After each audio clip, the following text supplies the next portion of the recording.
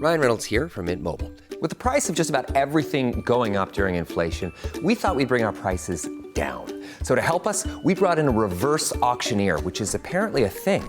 Mint Mobile Unlimited Premium Wireless. How to get 30, 30, bit to get 30, bit to get 20, 20, 20, bit to get 20, 20, bit to get 15, 15, 15, 15, just $15 a month? Sold! Give it a try at mintmobile.com/switch. $45 upfront payment equivalent to $15 per month. New customers on first 3-month plan only. Taxes and fees extra. Speed slower above 40 gigabytes. See detail.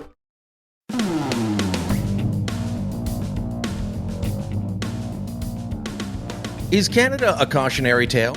Is it a country that other countries now look to and say, yeah, gonna need to do that? Maybe that is the direction that we're heading in. It was just a little while ago at the NATO summit that we had allies questioning our very involvement in the G7 because we would not support and fulfill our NATO commitments. We've had people questioning our immigration policy, something that used to be looked up to, something that would be copied elsewhere in the world, now being viewed as an utter mistake. Hello, welcome to the Full Comment Podcast. I'm Brian Lilly, your host. Joining me today is someone who's been thinking a lot about this, and if you follow him on X, well, you've seen this, and if you don't follow him on X, you should be. Tristin Hopper, columnist with the National Post. Tristin, Canada, cautionary tale, yay or nay? On certain things, yes. And it's been interesting because, as you mentioned, Canada, I'd say, traditionally over the past 30, 40 years, either nobody noticed, nobody had any idea of sort of domestic Canadian policies, or on some things like immigration, we had, a superior system. This was something that, if you wanted to design a high immigration system with good, good integration, you would see what the Canadians had done. If you wanted to pull oil out of sand, you would do what the Canadians had done. So there was a few niche things that we were good at and people would pay attention to. What's happened in the last 5-10 years, and, I'm not going to say this is exclusively due to the federal government, it's happened in a whole bunch of other areas, is that there's a whole bunch of social issues in which we have sort of gone more radical than anybody else, which is rare. There are some issues in which we were sort of early adopters, or there was European countries that had sort of comparable systems. But there's been about 4 or 5 issues in which we took up the mantle of it, went farther than anybody else, and it's going very badly for us. So what you're starting to see, if you just, like me, if you just have a Google alert for any time a foreign country mentions Canada, we used to never be mentioned, and now there's international summits, there's parliamentary hearings in the UK, anywhere where people are saying, okay, if we're going to design this assisted suicide system, let's not do what Canada did, and we'll do a different version of that. So, the most obvious ones would be drugs, harm reduction, drug decriminalization, MAID. And then there's sort of a few others in which you can sort of look at how we compare to the rest of the world. So on MAID, I think a very good case could be made that we're the most liberalized assisted suicide system in the entire world. I would think so. There's something that you mentioned off the top. Before, sure, we wouldn't be noticed. And I always like to point out to people that if you're sitting in a room in a house and you don't notice the job that the guy doing the drywall did, that's because he did a good job. You're not supposed to notice. That's right. It's interesting you bring up drywallers. Yes. If you notice the drywall work, the drywaller did a bad job. We used to just work. As a country, we functioned fairly well, and we could agree or disagree on politics or direction or what have you, but generally systems tended to work. And so we wouldn't notice them. Other people wouldn't notice them. And then you say about 5-10 years ago is when you figure things really started to change.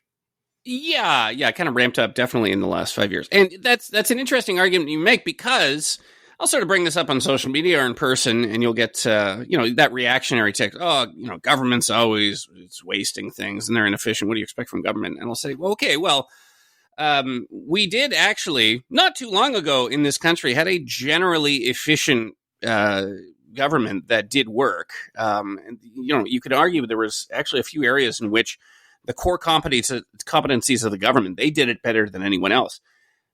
We used to get our passports in 5 days. Yeah. There's like 3 areas in which that's still true. Every morning in the shower, I think, what part of the government isn't just a disaster these days? And I've narrowed it down to our stamps, fantastic stamps, good heraldry. We're still doing very good heraldry. The cartography is fantastic. Okay, maybe there's 3 or 4, and we still have a great mint. But most of the world, when they need like a really cool coin with paint on it. They call us. So we print, we mint the coins for large swaths of the earth. So anyway, everything used to be like core competencies, though. No, these are not the things that affect our day-to-day lives. It used to be like immigration and finance, and now it's just the mint. So kudos to the mint. I mentioned passports. It's not as bad as it was a couple of years ago, but remember there were people paying others to stand in line at the passport office to keep their spot to go in and get your passport because you couldn't get it without showing up in person and haranguing someone. That's improved, but it went from an efficient system where you got it, 5 days after you submitted. I just got my passport, so I'm very familiar with this. How long did it take? Because I dealt with people during that crisis that were waiting 8, 9, 10 months. Mine was, I had to go to, so, it wasn't a nightmare. But I got it exactly 10 years ago because it was a 10-year passport. So 10 years ago, I went to a passport office at the close of day, stampity, stamp, pick it up next week. So this is sort of a great, it's a perfect 10-year. And then I come back this week. I show up at the passport office and they say, oh, there's no way we're bringing you in today. Here's a slip. You can come in 3 days. And then come in 3 days. I waited for about 2-3 hours to get it done. So not a nightmare. I mean, I didn't have to abandon my family and quit my job and wait in line for 3 days, 3 or 4 days. But sharp contrast from where it was. We can't see you today. Here's a slip. Come back in 3. That is a marked decline in service. Yeah, there was definitely a decline in service. Versus, I just show up and I was actually in the Sinclair. I did it at the Sinclair Center in Vancouver 10 years ago. Fun fact, named after Margaret Trudeau's father. People forget that Justin Trudeau also has politicians on the mother's side. James Sinclair, Liberal MP. That's right. So let's look at a bigger issue than the passports. That's an annoyance for the most part, and it's a decline in service. But our drug decriminalization. So this is, if you look at sort of drug policies, and again, it's very Canadian to sort of be, social issues, we're going to have a more liberal version than the United States, for instance. But drug policy is sort of that perfect example of, we saw harm reduction was sort of being embraced. There's obviously the Portugal model, and I can get into why we did not embrace the Portugal model. We did half or a quarter of the Portugal model. We embraced a very warped version of the Portugal model. Actually, if I pitched the Portugal model at, say, I'm in Victoria right now, at like Victoria City Council, I would seem like some right-wing fascist. Because Portugal, I don't know if you've treaded over this, I don't want to retread over it, but Portugal, the sort of classic decriminalization model, as they said, okay, we'll decriminalize. First of all, different context. They were coming out of literal fascism, Portugal, not too long. So they actually did have a much more acute problem with people refusing to admit they had a problem and dying. I mean, I would argue the stigma was much lower in Canada. But they decriminalized with, we're going to crack down on drug dealers real hard. And if you're caught smoking in a playground, smoking crack in a playground, we're not going to say, oh, okay, could you please move it over there? Or if you don't want to, that's fine. We are going to put you in a drug court and then you have to go into treatment. Or there will be a fine or something. So, that's a lot different than everyone does drugs everywhere all the time and there are no consequences. We just said, let's make it readily available. Treatment? Fine. No. We don't need that. Just drugs everywhere all day long. So, this is something where if you're sort of looking for comfort in the rest of the world, say like, okay, our drug problem is bad, but at least it's as bad here. I've looked at, maybe I can pull up some of the stats, but this is one of the areas in which we are rapidly becoming the worst on earth. So when you look at overdose deaths, I think it's like we're in the top 3. It's the United States, Scotland, which isn't quite a country, but it's part of the UK. So the UK is doing much better than us, but if you just counted Scotland's got up there with us. They're still in the train So spotting it's Canada, mode. the US, and Scotland, and no one else is even close. So like, oh yeah, we have an overdose problem in, say, Italy. But when you look at Canada, it's well beyond anything else. And of course, it's gotten worse. So I always make the comparison of when harm reduction started. And this is just 10 years ago. I have a 6-year-old daughter. I always tell her 2017 is a whole different world when you were born. Everything's changed. But speaking in BC, 10 years ago, you had like one safe consumption site. You had a few needle exchanges, and that's basically it. And now, safe consumption sites in every major town. You've got safer supply systems all over the place. So we've leaned into harm reduction harder than almost anyone else. So I think as a Canadian, you would assume, oh, okay, you have safe consumption sites in every community. In Norway, you guys are super liberal, and they'll say, no, we just kind of started, and we're taking baby steps.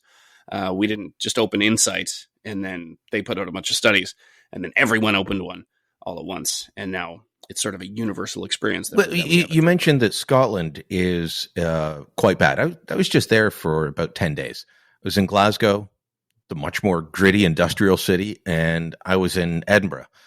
And I wasn't just staying in the downtown cores. I was all over both major cities' downtown cores, but elsewhere. And I did not see things as bad as I see here in every city that I traveled to. There weren't the encampments on the scale that we have. There was not the filth and I haven't been to Vancouver in a little while, but I understand it's not as pretty as it used to be in parts of the downtown. Just speaking from Victoria. I mean, Victoria's always been, I don't want to say, I'm a child of the city, and I don't want to say it's always been, when I worked in the tourist sector, 2004, 2005, so, there was a visible homeless problem. But you didn't have whole sections of the city. Like, you'll walk 2-3 blocks, and it's contained. You can avoid it if you're a cruise ship passenger. You cannot see it.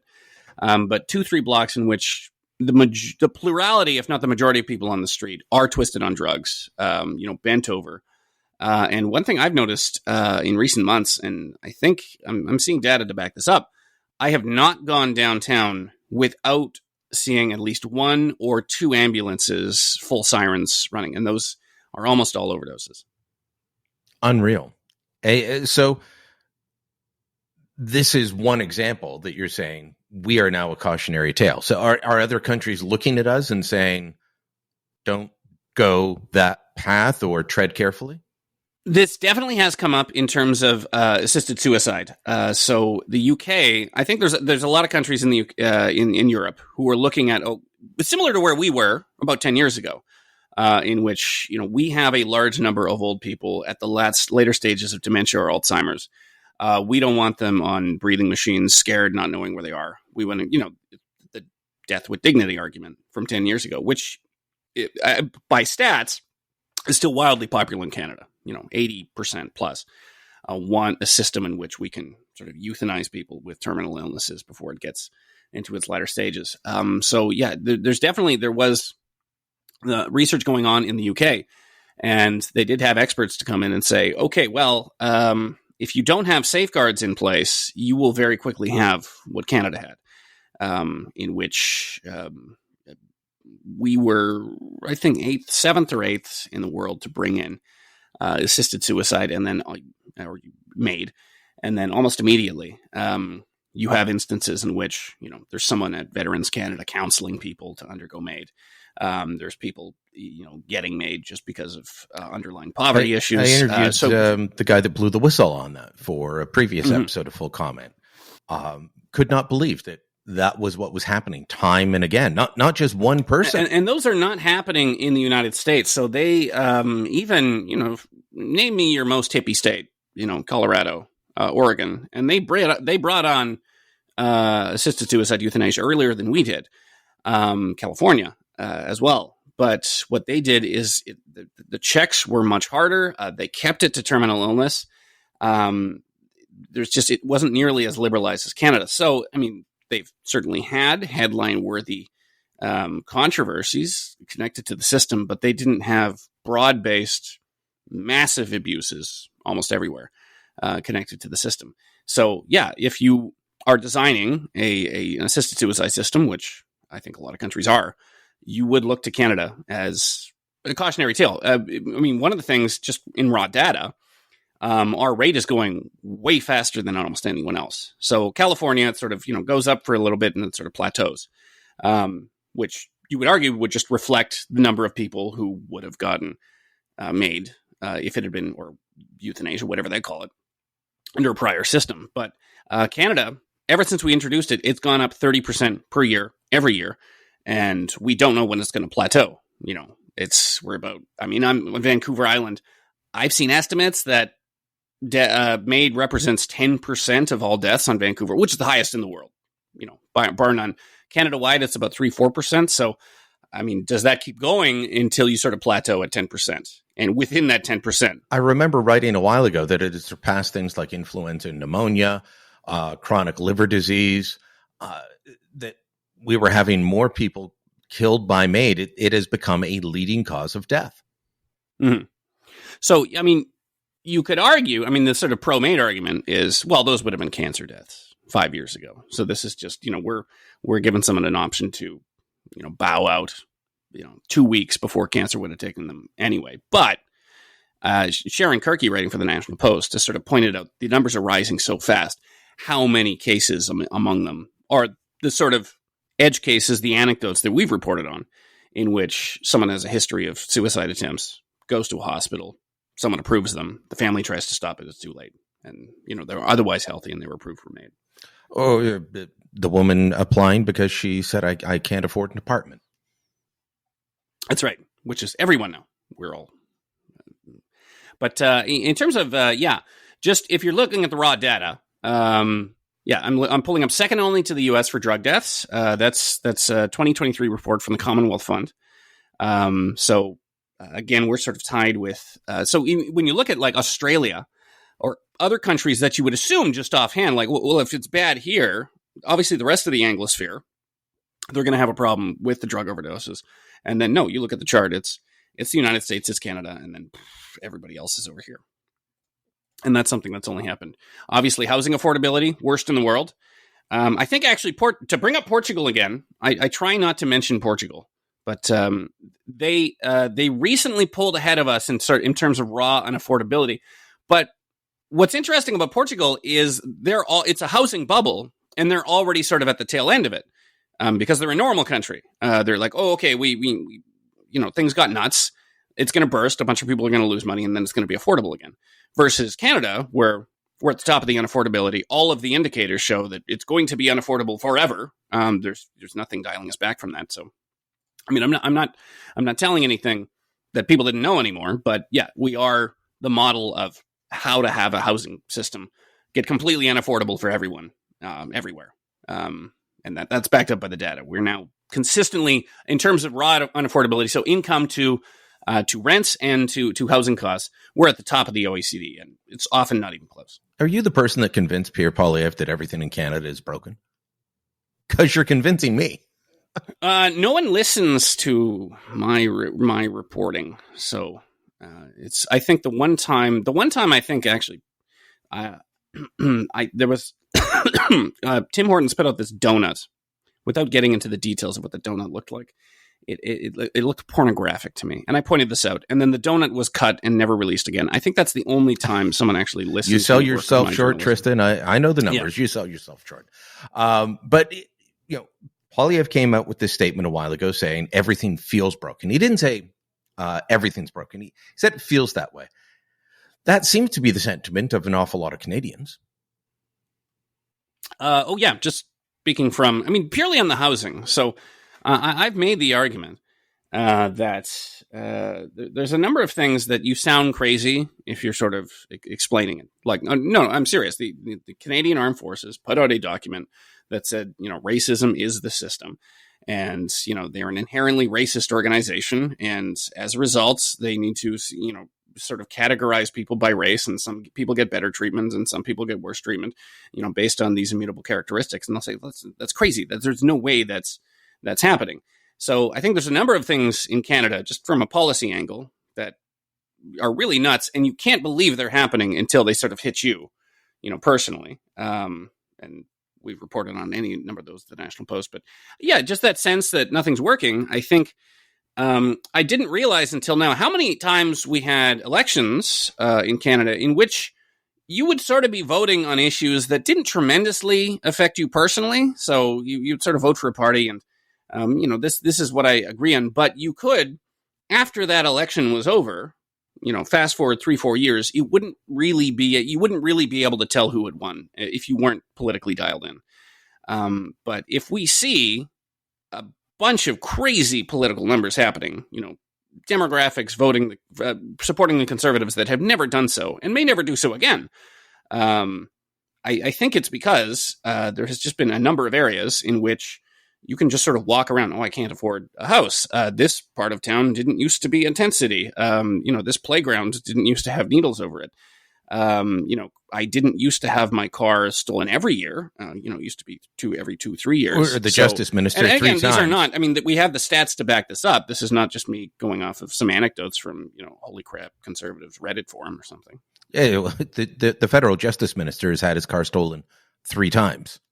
Oh yeah, and then what was the other one that was sort of perfectly summed up, like the textbook example? I guess that was the one where he had his official car stolen 3 times. Yeah. So Nobody's stolen my car. I'm somewhat offended that nobody wants my Jetta. And nobody wants my Chevy Cruze. We're going to take a quick break. When we come back, more on Canada being a cautionary tale and how we ended up here with Tristin Hopper. So how did we get to the point where everything's broken? Is there a way out of it? Tristin, one thing that I'd say to you is I think that most of us have just been going about our daily lives, right? And we haven't been paying attention to things. And at the same time, you've had a bunch of activists say, you know what? I can go into government. I can go into academia. I can make these big changes. And we just say, oh, well, yeah, okay, that's fine. You do that. I'm working. I'm raising a family. And I think that's how we end up with what we now look at and say, how the hell did you do this? Yeah, it's sort of a macro version of this happened a few times when I was growing up in the 1990s. I remember there would be a few instances of which you just have a school board. This used seemed to mostly happen in the United States. You'd have a school board. Nobody runs for the school board. Some mom with a lot of time in her hands, she's going to run for the trustee. And then you had a bunch of like religious conservatives figuring out, oh, we'll just take over the school board. And then boom, we're teaching creationism. So this happened like, a few times. That was sort of the classic case of, you're not paying attention. Government gets taken over by activists. And then you're like, why am I being taught that evolution is a sin? So I think a macro version of that has definitely happened in Canada. And in terms of just us not paying attention and Canada sort of being at the extremes of this, this is something I pointed out at the time. It was a major scandal in the UK, Scotland specifically, and still kind of is. This was a factor in Nicola Sturgeon stepping down as First Minister of Scotland, that she had approved sort of a gender bill that would allow male sex offenders to move to women's prisons, without any operations. So you did have instances in which someone goes to jail as a male, transitions, and says, I need to go to the women's prison. And now, you had women's groups saying, well, now there's a bunch of women, with a rapist in their midst, biologically intact. That's a real controversial issue. This was a huge deal at the time when this was all playing out and, leading to the resignation of our first minister. I was saying, oh, this is the policy in Canada. And it has been for quite some time. We didn't even have legislation. No, this was an order in council. Someone brought it up at a press conference and said, hey, what's with your gen? There's no self-ID in prisons. I thought you said you were Mr. Inclusivity to Trudeau at a press conference. And he said, oh, yeah, I'll get right on that order in council. And then boom, self-ID in prisons. Seriously, it was done by an OIC. Yeah. And then you just have to, you can find the terms, you got an order within the correction system. Okay, if somebody says all you need is self-ID, and then they can be transferred to a women's prison. So there's any number of those in which, or again, to bring up the UK, the Cass report, in which they're saying, oh, okay, this is, this has been a major scandal in which we've had clinics too readily sort of taking autistic youth and sort of, diagnosing them with gender dysphoria and getting them on possibly irreversible drugs. The exact same system in Canada, if not more aggressive than the UK, and just no controversy whatsoever. So yeah, it's this weird, bizarre world where maybe we just assumed that our government wasn't, because we had about 100 years of Canada not going to the extremes on anything. It's very rational to assume that whatever the hell they were doing in Europe or the United States, we would have a watered down, safe version, and we wouldn't go too far. This is the first time I can think, aside from like social credit or eugenics, in which Canada is at the edge of being crazy. When Elon Musk did his interview with Jordan Peterson recently, and he talked about puberty blockers and such, I said, okay, well, now that this guy, who everyone pays attention to, whether they love him or hate him, sometimes they pay more attention because they hate him, maybe now we'll have that discussion on puberty blockers and a discussion of what was in the CAST report. Because that CAST review happened. It was major news in the UK. It was major news to a degree in the States, kind of ignored here, written about by a couple of people at the Post, a couple of people at the Sun. That's about it. And as you say, same policy. It's just keep on going by. Let the activists run the system. And I looked up the Canadian Association of Pediatricians, or whatever their society is called. They still have gender affirming care starting whatever age they feel like. Whereas in the UK, their top court has just upheld the change that said no to puberty blockers for minors. A change, by the way, that was embraced not just by the Conservatives who were in power when that review came back, but also the Labour Party said, yes, we'll accept this. Yes. Yeah. So it is strange to see on these particular issues to see it sort of being approached from sort of a good faith argument. When you look at the statistics, when you look at the polls in Canada, these are things that are happening without the sort of approval of the electorate. So if you ask people, hey, what do you think about transgender people? Should they be discriminated against if your kid came out as trans, or, your neighbor's trans? Is that going to be an issue for you? And it's, it's an 80-20 issue, like 80%, 75, 80% saying, no, they shouldn't be discriminated against, full equality. I have a trans neighbor. I don't care. None of my business. And then you'll ask, well, what about in schools? If a 7-year-old says, oh, I like trucks, therefore I'm a little girl, I like trucks, I'm a boy. Should it be the policy of the school to immediately affirm that 7-year-old's, gender dysphoria without questioning, and then potentially not even telling the parents if on the request of the 7-year-old? And again, that'll be the reverse 80-20. No. Me being fine with my transgender neighbor is very different than a gender ID policy in schools that sort of takes the word of 7-year-olds on their gender identity. That's a whole different thing. Now I'm on the other side of the equation. We are at sort of this weird, in which I sound like a crazy person whenever I'm at a dinner party. I'm trying to explain, no, this is the actual, it sounds like I'm just making this up, and this is some Project 2025 thing I came up with, but you can read the Project documents. 2025 is going to bring back the Pizza Hut buffet. So that's one of the online jokes about all the things that are in Project 2025 that aren't. Nobody knows what it is. On the gender issue. Blockbuster as well? That would be nice. I remember it was prior to the start of the 2023-2024 school year. And I was out at a news conference with Ontario's then Education Minister, Stephen Lecce. And an Angus Reid poll had just come out showing well over 70% of Canadians said, oh no, you should not be transitioning kids without telling their parents. And I'm with a reporter from a major Canadian news outlet who says, oh, I've got to ask him about this controversial policy. And I said, what controversial policy? And they said, and I said, well, like, you saw this poll that's out, showed them the poll. I said, if you've got, I forget if it was 72 or 78% saying, no, don't do that. I said, then that's not the controversial position. The 14% saying, yes, that's how it should be. They're the ones holding the controversial point of view.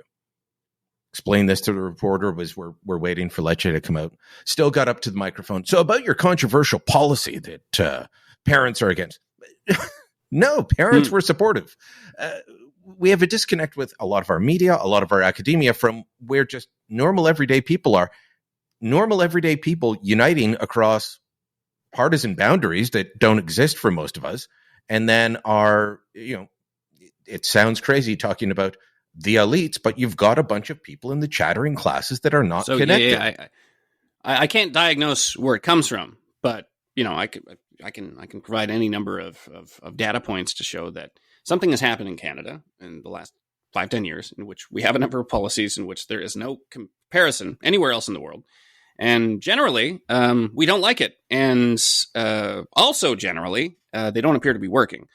So, on drugs, on, assisted suicide, I think we've gone in on these policies in sharp contrast to a lot of our sort of former policies in which we were early adopters. I mean, it's not too long ago, 20 years ago, in which Canada was an early adopter of gay marriage. I think we were one of the first in which it was sort of done at the parliamentary level rather than being a court decision.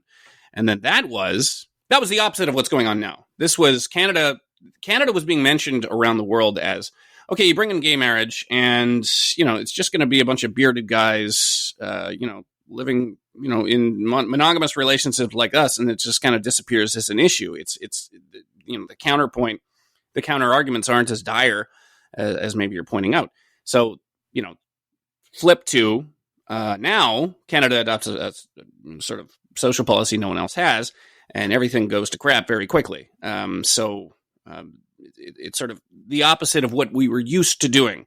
Is if Canada is doing something, it's usually working well and should be a model to others.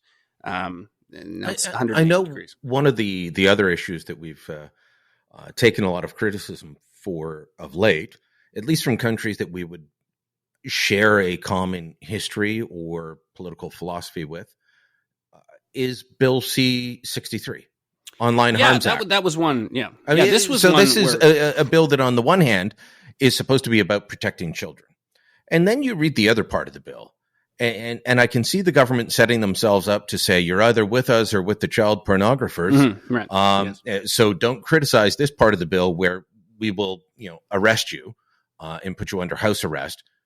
Because you might say something later. Right. So this was unique. And again, I'm just going to, when I point out the rest of the world, I'm pointing out Europe and the anglosphere, and I'm ignoring most of it. Okay. Sorry. It's us in our peer countries, all the sort of, rich places. Countries based on liberty. Yeah. Anyway, the C-63 was sort of an interesting example because this was, you had the Guardian and the Spectator, and in the UK, and again, the fact that a piece of legislation, Canadian legislation, is getting any interest. I mean, they didn't even care about the British North America Act, which is a piece of UK legislation, related to us 150 years ago, but that you have a piece of Canadian legislation making headlines across the UK, and everybody has an opinion on it. And left, right, the opinion is, what the hell's going on with Canada? Because, again, you have Europe does not have the absolutist approach to free speech that the Americans do. There should be limits on hate speech, etc. It's more similar to ours. And even then, you sort of had people taking notice all across Europe, and of course they've noticed in the United States, saying, okay, there's a country that shows up to all our summits and stuff, and they've completely lost their minds on free speech. They're talking about life sentences for, a form of speech. So the life sentence in Bill C-63 was you had to advocate for a genocide. I think that was sort of most extreme, but which I'd be worried about because the word genocide has certainly been thrown around in a lot of inappropriate places lately. So I don't think it should be encoded as something that's a life sentence. It's all the time on the streets of Toronto these days, and it's everywhere on social media.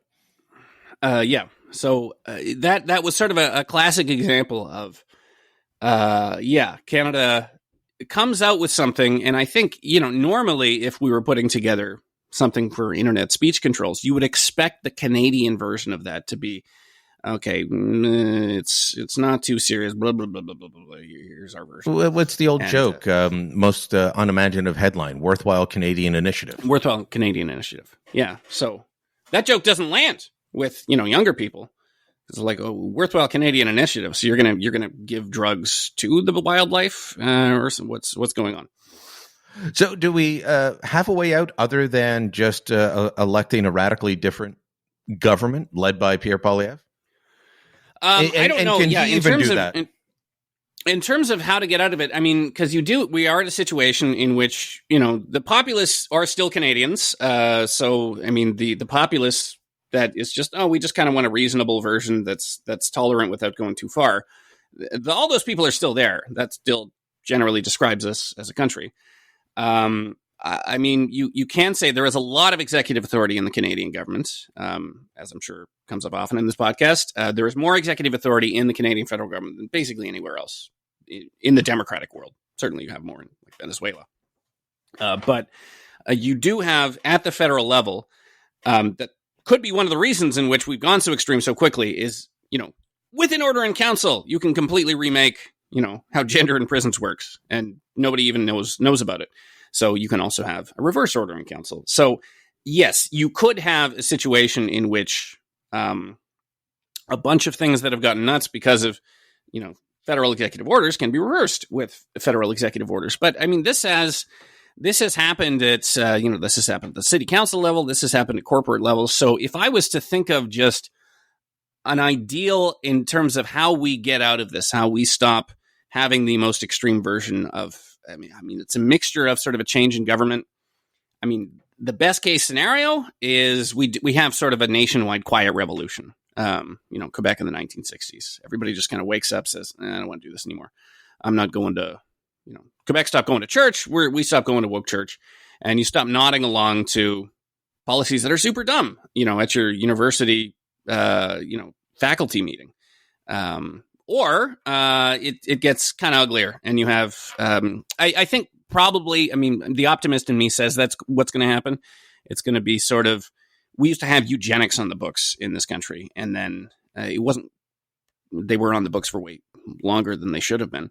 But it wasn't controversial when we got rid of it. There wasn't an entrenched pro-eugenics. It was very easy to get rid of them. But what I see happening here, and you live in the heartland of wacko drug policy, British Columbia. Pierre Poilievre gets in and says, all right, that's it. Safe supply's done. And federal funding's not going to injection sites anywhere. We're not doing this.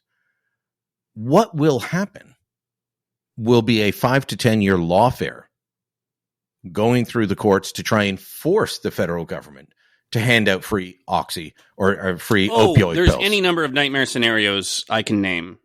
So if you, at the Senate, you have a Senate mostly appointed by Justin Trudeau, independent senators who are not loyal to a party. They're loyal to Justin Trudeau. You got your Senate nightmare scenario in which the Senate says, Pierre Poilievre is a fascist. We got to maintain, these are Section 7 rights. And we're just going to vote down everything. And then you've got a big fight with the Senate. You've got your Supreme Court nightmare scenario in which they're going real hard on, because we've seen any number. We saw those court decisions at the BC level in which doing drugs in a park is a Section 7 Charter of Rights and Freedoms, security of the rights and persons. So you could have the Supreme Court loses their mind and they say, no, smoking up in a playground's a Section 7 right. So for people that don't know, when British Columbia was going through their decriminalization phase, which they still are actually, and there were complaints about people doing heroin and smoking crack in parks, NDP From premier, the government, by the way. So this is the premier. BC NDP. This is David Eby saying this is ridiculous. I should be able to go to a playground. He that sounds creepy. He tried to stop it, and the court said, no, you can't tell someone not to do heroin in a children's playground. Which interestingly, when the playground, when my grandma was alive, the playground we went to was actually within sight of David Eby's what is now David Eby's office. So this is sort of the playground. We would have walked past his office to go to this playground. And that's sort of your classic urban BC playground experience. A playground that eventually we couldn't go there because we would show up and there'd be two people completely twisted on drugs screaming at each other. And I'm like, maybe this isn't a great place to bring a centenarian and two young children. She was pretty deaf and blind, so she had no idea what was going on. Neither did the children, but I figured it was a safety issue. All right. Well, we'll see if we can get out of this in the coming future. But I think it's going to take a lot more, as you say, a lot more than just one election. If you have to cut me off because you're running out of time, but BC is sort of a classic example, just at the political level where you've seen massive, huge, overwhelming, nothing like this has ever happened support for the BC Conservatives, an upstart. And they were the PPC of BC just a few years ago. They were the unelectable guys. Yeah, and now they're potential contenders. That's not happening because of their tax policy or because this is happening because a whole bunch of normal people, the people that we run into at barbecues who aren't entirely sure who the president of the U.S. is. Maybe I'm just describing my family, very politically out of it people. A bunch of those people said, why is this playground, filled with drugs and human feces? I don't remember that. I'm going to vote for the opposite of that. So yeah, it's what you mentioned. It's a bunch of people seeing a political policy impact them personally in a way that maybe they have never experienced before in their entire life. This used to be, a bad government policy didn't used to affect you outside of your tax return or, maybe getting a passport. And now people are seeing a noticeable difference between their lives now and the way it was within living memory. Yeah, an absolute decline in lifestyle, and I don't mean that in a fancy way. It's just life isn't as good as it was.